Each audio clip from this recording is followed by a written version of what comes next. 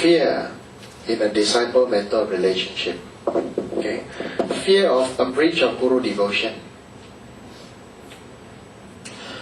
Almost every classical text on the disciple-mentor relationship includes a section on the hellish suffering that follows from what is usually translated as a breach of Guru devotion. The material derives mostly from Ashwagosha's vivid description of the horrors, which in turn summarizes some passages from the Tantras. Although the point pertains specifically to relationship with Tantric masters, most Tibetan authors take it to have a shared meaning that applies to relationship with Sutra masters as well. Studying this teaching causes many Westerners to inject a devastating element of fear into their relationship with their spiritual teachers. Fear of hell easily leads to a cult mentality and may open them to abuse from unscrupulous teachers. They may become afraid to protest against improper behavior or to leave their teachers upon fear of burning in hell. To avoid this type of unhealthy relationship, they need to investigate the teaching carefully. First, like this part it says, earlier on it already very, very clearly says, only if it is with a fully qualified tantric master, then you will get such a repercussion of going down to hell. Fully qualified tantric master is generally, we say, a lama who is skilled in the 10 skills of, like, for example, rituals, drawing of mandalas, explaining the tantras, doing mudras, and stuff like that. Knowing the rites of mandala, there is an initiation rites, so he gives like highest yoga tantra initiation.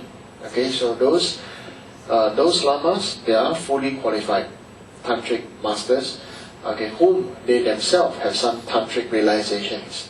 So if you become their disciple and then turn against them, then they have problem. But here we are saying this normal teachers. It doesn't mean that anybody who is a lama or a monk, and that they teach you, that means that he becomes your tantric master. No, it is wrong view. Definitely wrong view. So first they need to know exactly which types of attitude and behavior the text describes as leading to hell.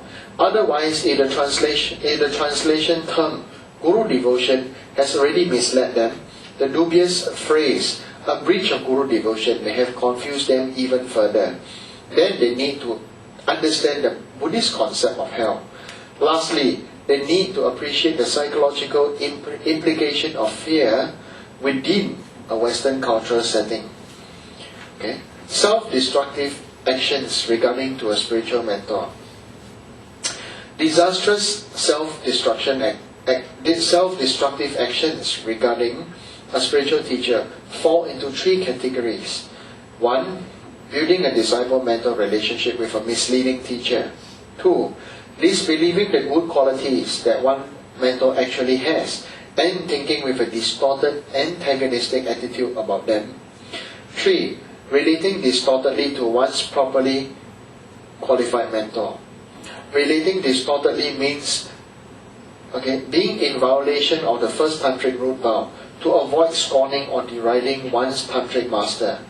It also includes violating either of the first two tantric vows outlined in the Kalachakra Tantra, disturbing the mind of one's tantric master, or transgressing as an instruction that he or she has given.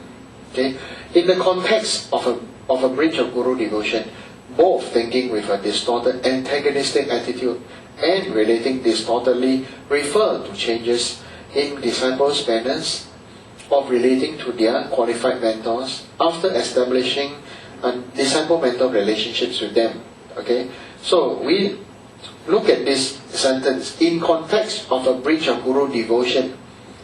Both thinking with a distorted, antagonistic attitude and relating distortedly refer to the changes in disciples' manners of relating to their qualified mentors after establishing a healthy disciple-mentor relationship with them. If you don't understand, I just show it to you. Now, maybe I am His Holiness disciple, right? So, because of my distorted viewpoint, okay, and of my lung, okay, or of my wrong view of other people telling me things, or because I want to see things the way I want to see it, I go up to His Holiness, okay, and I say negative things, okay, and I behave improperly. Normally, we will all be very subdued. Make sense? Okay, to our own guru. Okay. The other one is because, okay, so these two things, wrong view and wrong behavior. Do you understand? To make it very easy for you to understand. Because of wrong view, we behave in wrong behavior after establishing guru-disciple relationship. You understand? So after you already take on guru-disciple relationship, you never behave, okay, in a way that is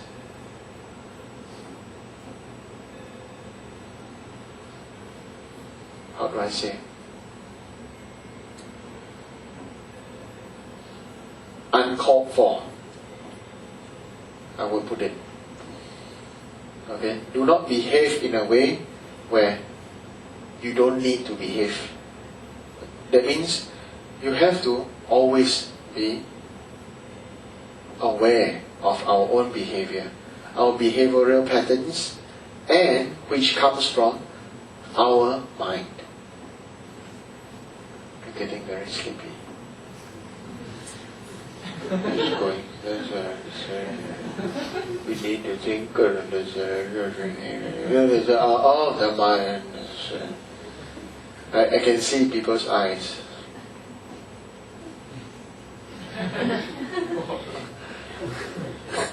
Okay, come on. Come, try doing this now. Okay, I like that. Okay, try. Come on, try. So you wake up. You wake up. Why? Because your mind is exercising. Exercise your mind. Come on. Exercise your mind. Your mind will wake up. Every time, try something like this. Exercise your mind, so your mind will wake up. Exercise your mind, so your mind will wake up. Because your mind is longing. Your mind is losing its control, and then your mind will be overcome by sleepiness and everything what Lama says.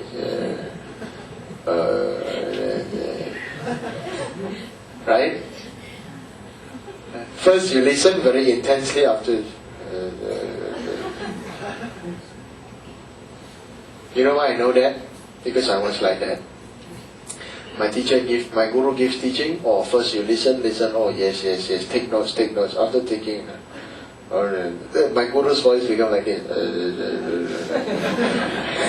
After that, something happens and then wake up. Okay? Okay? So, okay. The two do not refer to disciples thinking or acting hostilely towards the spiritual mentors who are not their mentors. Okay? Nor to other people's thinking or acting hostilely towards the disciples' mentors. Although hostile thought or behavior directed by any person toward another is of course destructive, both the agents, okay, and the object of a breach of Guru devotion are specific. Okay, it means yes, but we are saying that you can lose your temper at your husband, your wife, your friend, your whatever, this and that now. Okay, but you won't go to hell for that. Okay, but if you do that to your root guru,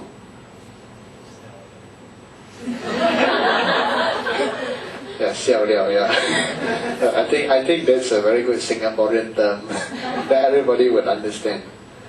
Okay, I think you are all very sleepy tonight. I can feel that you're all very sleepy tonight. Even after trying to wake you up, you're the feeling the Z monster.